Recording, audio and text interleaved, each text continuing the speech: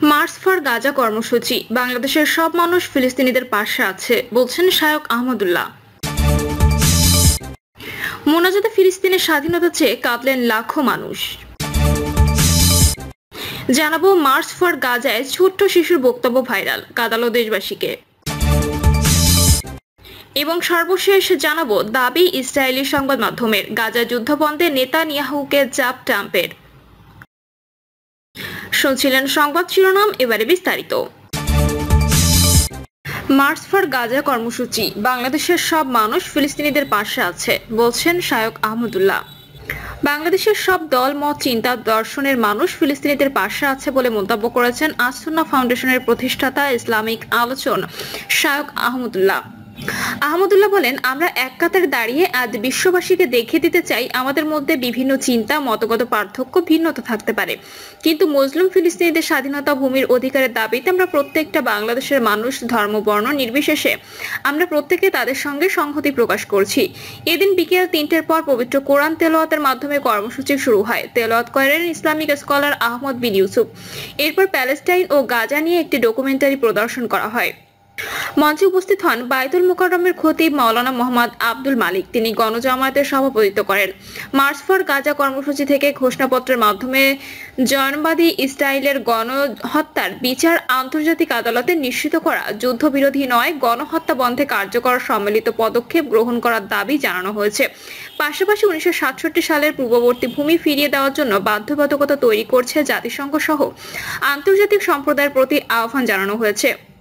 এটি পাঠ করেন আমার দেশ পত্রিকার সম্পাদক মাহমুদুর রহমান। তিনি বলেন, আল্লাহর নামে শুরু করছি, যিনি পরাক্রমশীল, যিনি ন্যায় বিচার প্রতিষ্ঠা করেন, যিনি মজলুমের পাশে থাকেন এবং জালিমের পরিণতি নির্ধারণ করেন।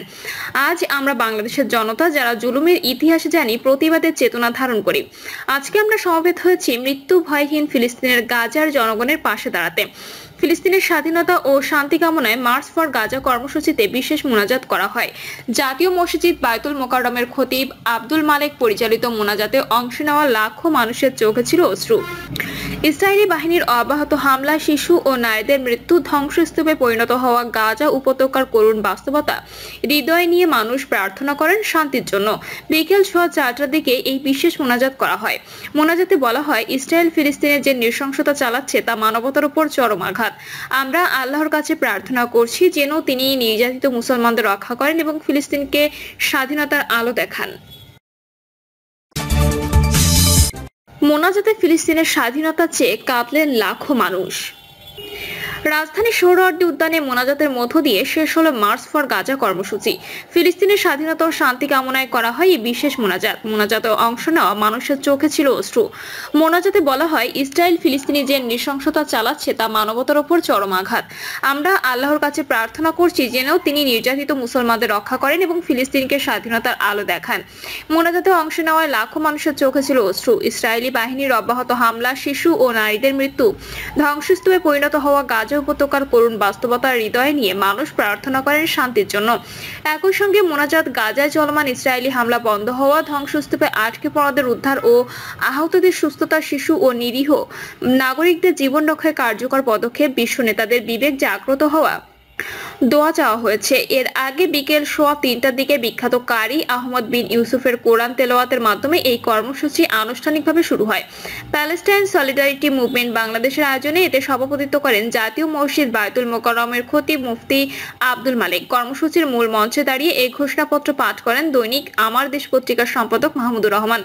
ঘোষণাপত্রে অবিলম্বে গাজায় ইসরায়েলি আগ্রাসন বন্ধের জন্য পদক্ষেপ গ্রহণ করার আহ্বান জানানো হয়। এছাড়াও ইসরায়েলের সঙ্গে সব ধরনের চুক্তি বাতিল ও সম্পর্ক ছিন্ন করতে মুসলিম বিশ্বের নেতাদের প্রতি আহ্বান জানান বক্তারা। এদিন সকাল থেকেই দেশ ও রাজধানীর বিভিন্ন প্রান্ত থেকে ছোট বড় মিছিল নিয়ে সোহরাওয়ার্দী উদ্যানে সমবেত হন নানা বয়স ও পেশার মানুষ। সমাবেশে অংশ নিয়ে সাধারণ মানুষ সহ বিভিন্ন শ্রেণী পেশার মানুষ ও প্রতিনিধিরা ইসরায়েলের বর্বরতার বিরুদ্ধে বিশ্ব মুসলিমকে ঐক্যবদ্ধ হওয়ার আহ্বান জানান। মার্চ ফর গাজায় ছোট্ট শিশুর বক্তব্য ভাইরাল, কাঁদালো দেশবাসীকে। আমি একজন মুসলিম হয়ে চুপ থাকতে পারিনি। কেন ছোট বাচ্চাদের উপর অত্যাচার করছে ইসরায়েলিরা? মুসলিমদের উপর কেন এত অত্যাচার করা হয়? আমি এটা মানতে পারি না। আমার থেকেও ছোট বাচ্চাদের ওরা হত্যা করছে। আমি ওদের বিচার চাই। আমি ওদের বিরুদ্ধে প্রতিবাদ জানাতে রাস্তায় এসেছি। কথাগুলো ডুকরে ডুকরে কেঁদে বলছিল মার্চ ফর গাজায় অংশ নেওয়া এক ছোট্ট শিশু। তার বক্তব্য ইতোমধ্যে সোশ্যাল মিডিয়ায় ছড়িয়ে পড়েছে। তার কান্নায় চোখের পানি ধরে রাখতে পারেননি নেটিজেনরাও। ফিলিস্তিনের চলমান ইসরায়েলি বর্বরতা ও গণহত্যার প্রতিবাদে রাজধানীর সোহরাওয়ার্দী উদ্যানে মার্চ ফর গাজা কর্মসূচিতে বাবার সঙ্গে অংশ নেন শিশুটি বলেন, এই যুদ্ধ বন্ধ হোক। ফিলিস্তিনে আমার মতো ছোট বাচ্চারা ঘাস লতাপাতা খেয়ে বেঁচে আছে, ওদের কিচ্ছু নেই। আমরা কি সুন্দর ঈদ পালন করছি, ওরা ঈদের দিনেও গুলি খেয়েছে। ঈদের দিনেও ওদের মেরে ফেলা হয়েছে, ওদের জন্য সবসময় দোয়া করি। শিশুটির কাছে জানতে চাওয়া হয়, এই কর্মসূচিতে স্বেচ্ছায় এসেছো না বাবা নিয়ে এসেছে? জবাবে বলেন, আমি বাবাকে বলেছি তোমার সঙ্গে ফিলিস্তিনি ভাই বোনদের পক্ষে প্রতিবাদ জানাতে যাব। তার পাশে থাকা বাবার কাছে জানতে চাওয়া হয়, ছোট্ট শিশুর মাঝে কিভাবে এত প্রতিবাদের ভাষা এলো? জবাবে শিশুটির বাবা বলেন, ফিলিস্তিনিদের শিশুদের নির্যাতনের ভিডিও মোবাইলে দেখে বাসায় বসে বসে আমার মেয়ে কান্না করে এবং তাদের জন্য হাত তুলে দোয়া করে। মার্চ ফর গাজার কর্মসূচির নাম শুনে সে বলে, বাবা তোমার সঙ্গে যাব। তিনি বলেন, এই কর্মসূচিতে সন্তানদেরকে নিয়ে আসা ইমানি দায়িত্ব। মানবতার মুক্তি হোক, ফিলিস্তিনের মুক্তি হোক, সারা পৃথিবীর মুসলমানরা যেন মুক্ত থাকতে পারে, এটাই আমরা চাই। পাশাপাশি আমাদের সন্তানদের জন্য ইসলামের শিক্ষা ও মানবতার শিক্ষা দিতে পারি, এই চেষ্টা করে যাচ্ছি। গাজার শিশুদের নিয়ে বাংলাদেশের এই শিশু হৃদয়স্পর্শী বক্তব্য নেটিজেনদের আবেগে ভাসিয়েছে। শিশুটির কান্না তাদেরকেও কাঁদিয়েছে। তৌহিদ খান সজল নামে এক ব্যক্তি বলেন, এই ছোট্ট বোনের কান্না দেখে নিজের কান্না থামিয়ে রাখতে পারলাম না। আল্লাহ তুমি ছোট বোনটাকে নেক হায়াত দান করো। পারু আক্তার বলেন, আল্লাহ আপনি এই ছোট্ট শিশুর চোখের পানি কবুল করেন, আমিন।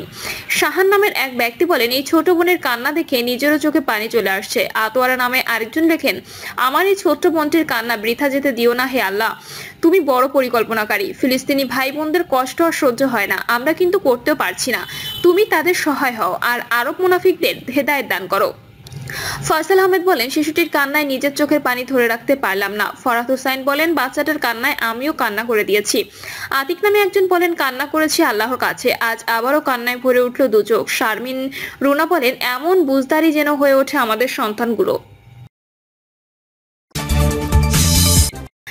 দাবি ইসরায়েলি সংবাদ মাধ্যমের, গাজায় যুদ্ধ বন্ধে নেতানিয়াহুকে চাপ ট্রাম্পের। গাজায় যুদ্ধ বন্ধ করতে দখলদার ইসরায়েলের প্রধানমন্ত্রী বেঞ্জামিন নেতানিয়াহুকে মার্কিন প্রেসিডেন্ট ডোনাল্ড ট্রাম্প চাপ দিচ্ছেন বলে দাবি করেছে ইসরায়েলি সংবাদ মাধ্যম ইয়েদিওত আহরোনাত। ফিলিস্তিনের সশস্ত্র গোষ্ঠী হামাসের সঙ্গে 2023 সালের 7 অক্টোবর থেকে ইসরায়েলের যুদ্ধ শুরু হয়। এর মধ্যে ওই বছরের নভেম্বরে এক সপ্তাহ এবং চলতি বছরের জানুয়ারি থেকে মার্চ পর্যন্ত আরো 50 দিনের বেশি সময় যুদ্ধবিরতি ছিল। বাকি সময়টায় গাজার বর্বরতা অব্যাহত রেখেছিল ইসরায়েল, আর এতে অস্ত্র দিয়ে সবচেয়ে বেশি সহায়তা করেছে যুক্তরাষ্ট্র। এখনো পর্যন্ত প্রকাশ্যে ইসরায়েলকে সমর্থন দিয়ে যাচ্ছে তারা। তবে ইসরায়েলি সংবাদ মাধ্যমটি গত বৃহস্পতিবার অর্থাৎ 10 এপ্রিল জানায়, গাজা যুদ্ধ নিয়ে ট্রাম্পের ধৈর্য কমে আসছে এবং তিনি গাজায় দ্রুত সময়ের মধ্যে যুদ্ধ বন্ধ চান। গত সপ্তাহে ওয়াশিংটনে নেতানিয়াহুর সঙ্গে বৈঠক করেন ট্রাম্প। এরপর সাংবাদিকদের সামনে নেতানিয়াহুর প্রশংসা করে তিনি।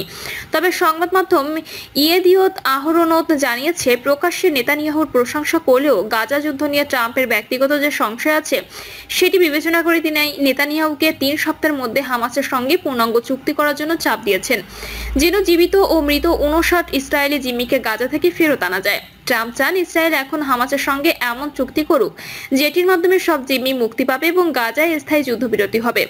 সংবাদ মাধ্যমটি আরও জানিয়েছে, ইসরায়েলি জিম্মিদের পরিবারকে জানানো হয়েছে ট্রাম্প প্রশাসন নতুন চুক্তি নিয়ে কাজ করছে।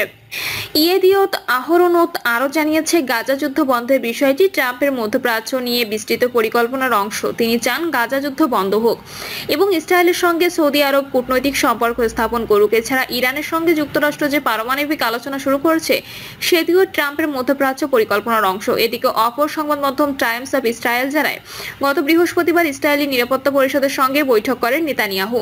এতে জ্যেষ্ঠ কর্মকর্তারা উপস্থিত ছিলেন, আর এ বৈঠকে যুদ্ধবিরতি ও জিম্মিদের মুক্তির বিষয়টি নিয়ে আলোচনা হয়। প্রিয় দর্শক, এই ছিল এখনকার সর্বশেষ সংবাদ। আপডেট সব সংবাদ পেতে চ্যানেলটি সাবস্ক্রাইব করে বেল আইকনটি ক্লিক করে রাখুন।